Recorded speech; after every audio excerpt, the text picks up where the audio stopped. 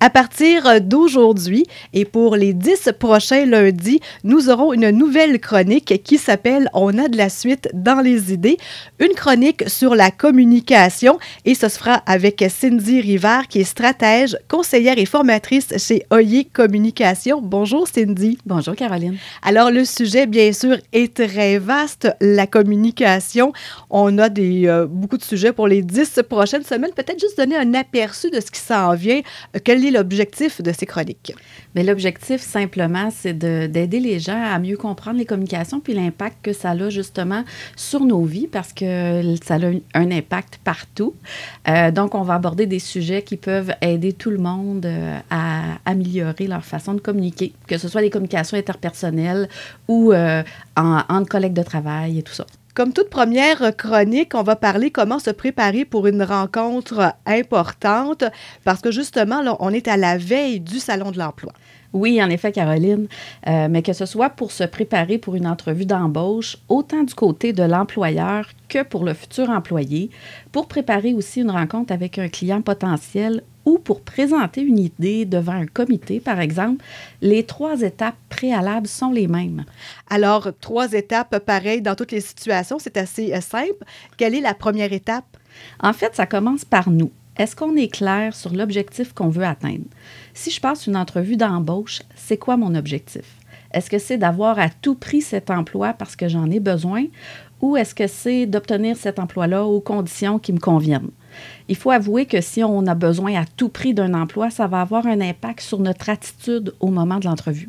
Et on va revenir, je pense, sur l'attitude dans la 3e étape. C'est exact.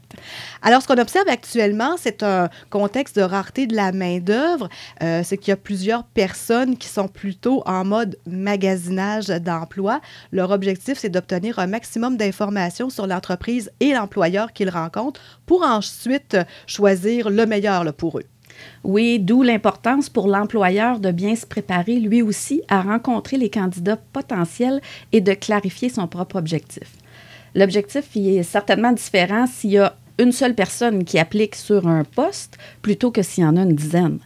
Et puis, est-ce qu'on veut combler le poste à tout prix aussi ou on souhaite plutôt trouver quelqu'un qui va cadrer dans notre équipe puis avec nos valeurs d'entreprise?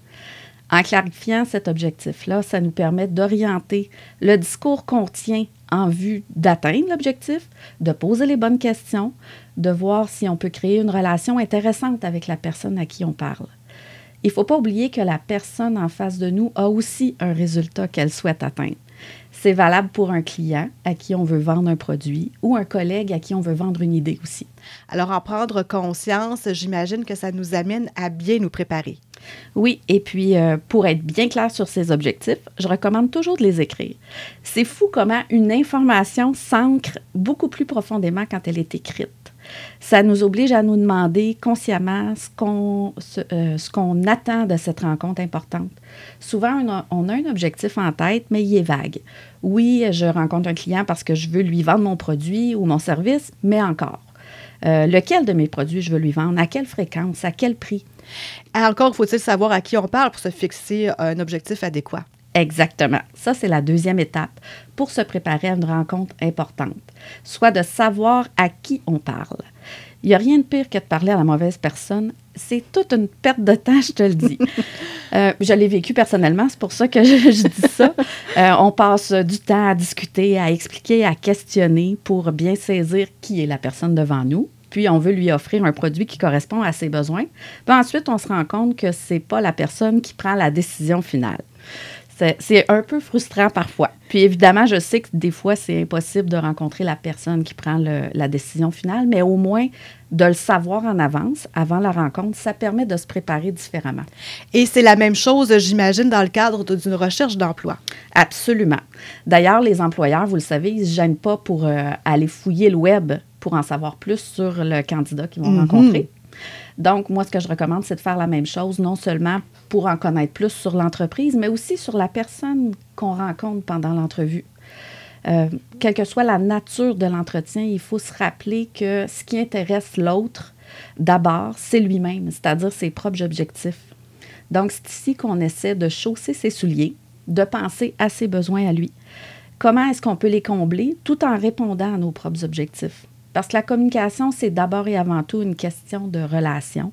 Puis pour qu'elle soit efficace, ça doit être gagnant pour les deux parties. Mais là, qu'est-ce qu'on fait quand on rencontre quelqu'un par hasard et qu'on n'a pas eu le temps de se préparer? Ça s'appelle savoir saisir les opportunités. Puis d'ailleurs, ça me permet de souligner l'importance d'être clair sur ses objectifs. Si nos objectifs sont pas clairs, bien souvent, on voit pas l'opportunité qu'on a au bout du nez. Puis c'est là qu'on finit la journée en se disant « Ah, j'aurais donc dû. » Oui, et là, on a des regrets. C'est pas du tout agréable. C'est ça. Mais c'est ça, pour revenir à ta question, qu'est-ce qu'on fait quand on rencontre quelqu'un par hasard puis qu'on n'a pas eu le temps de se préparer? Bien, on se met en mode écoute. D'abord, est-ce que la personne est réceptive? Est-ce que le moment est bien choisi? Tu sais, tomber sur la relation qui pourrait changer notre carrière à l'aréna, alors que cette personne est là pour encourager son enfant, c'est sans doute pas le bon moment. Si on juge, par contre, que la réceptivité de la personne est bonne, il faut d'abord créer la relation. La meilleure façon de le faire, c'est de lui poser des questions puis de la laisser parler. Ça permet par le fait même d'en apprendre plus sur elle, puis de faire des liens avec ce qu'elle dit pour introduire le sujet qui est important pour nous. Et là, ça, c'est tout un art, hein? Oui, c'est tout un art, en effet. Puis c'est sûr que si on n'a pas l'habitude de le faire, ça peut être un peu risqué. On pourrait commettre une erreur puis nuire à notre objectif. Dans ce cas-là, la meilleure chose à faire, c'est vraiment de s'en tenir à l'étape de créer la relation.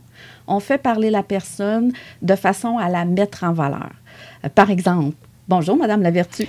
J'ai écouté votre dernière émission à la radio, puis je voulais simplement vous dire que j'ai beaucoup apprécié votre façon d'amener le sujet. Vous permettez que je vous pose une question? » Oui, oui, allez-y. Ben voilà! Rarement la personne va dire non, à moins qu'on ait au départ mal évalué sa réceptivité. Quand elle nous dit oui, c'est l'occasion de poser une question qui va lui permettre de développer sur un aspect qui la fait briller. Par la suite, quand on va la contacter pour notre propre objectif, on peut alors lui dire « Vous savez, on s'est rencontrés à telle occasion. » Puis, je te garantis, Caroline, c'est quasi officiel qu'elle va se souvenir de nous parce qu'on l'a mis en valeur pendant la précédente rencontre. Tout le monde aime ça, être mis en valeur, puis cette personne-là devient alors beaucoup plus réceptive à notre demande. Alors, c'est très intéressant et ce que j'en retiens, c'est vraiment l'écoute, même si c'est nous qui avons quelque chose à proposer. Il faut écouter et faire parler l'autre personne. Toujours l'écoute le plus important. Et en début de chronique, on parlait d'attitude. C'était, je pense, le 3e point. On y est rendu. Oui, 3e étape, après avoir fixé ses objectifs puis s'être préparé adéquatement, il nous reste à adopter une bonne attitude. J'aimerais ça, Caroline, te raconter une anecdote qui me concerne puis qui fait en sorte que j'ai pris conscience de l'importance de l'attitude. Oui, vas-y, je suis curieuse. Bien, il y a plusieurs années, quand même, avant que je sois en affaires, j'ai passé une entrevue pour un emploi. Je dois dire que j'avais les compétences nécessaires pour l'emploi, mais en même temps, j'avais vraiment besoin de me trouver un emploi rapidement, comme ça arrive parfois. Oui, tout à fait. Et là, c'est sûr que, comme tu le disais, hein, c'est pas pareil quand on a vraiment besoin d'un emploi. C'est ce qui s'est passé, en effet. La veille de l'entrevue, j'étais stressée, j'ai très mal dormi. En fait, si je me souviens bien, j'avais même passé une nuit blanche à essayer de dormir en me disant que je devais être en forme pour l'entrevue. Le pire des scénarios.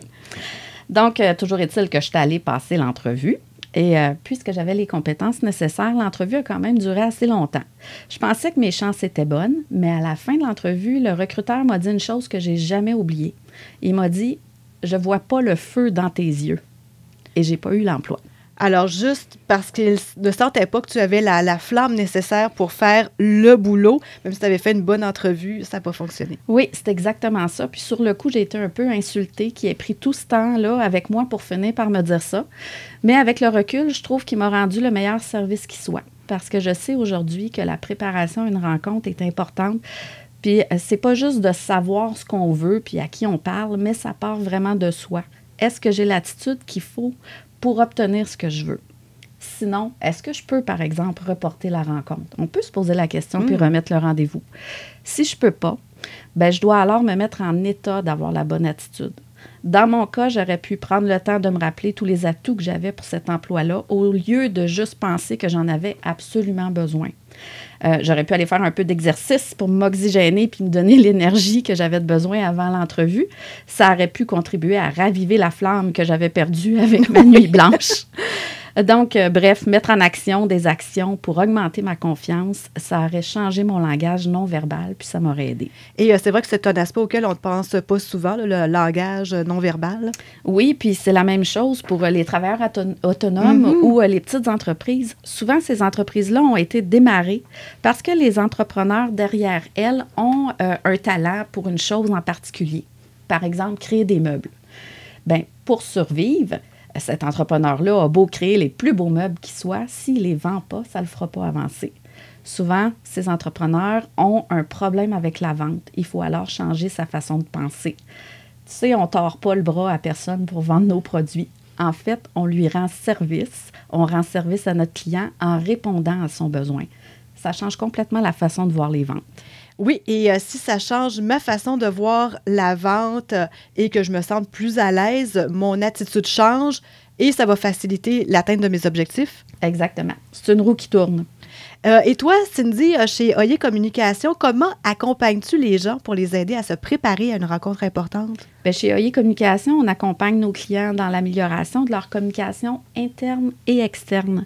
Donc, après avoir bien cerné les besoins de ceux qui nous contactent, on leur offre une formule qui permet de développer leurs compétences pour qu'ils puissent ensuite appliquer de façon autonome les principes d'une bonne communication. Ça peut être par de la formation, du coaching ou une planification stratégique des communications.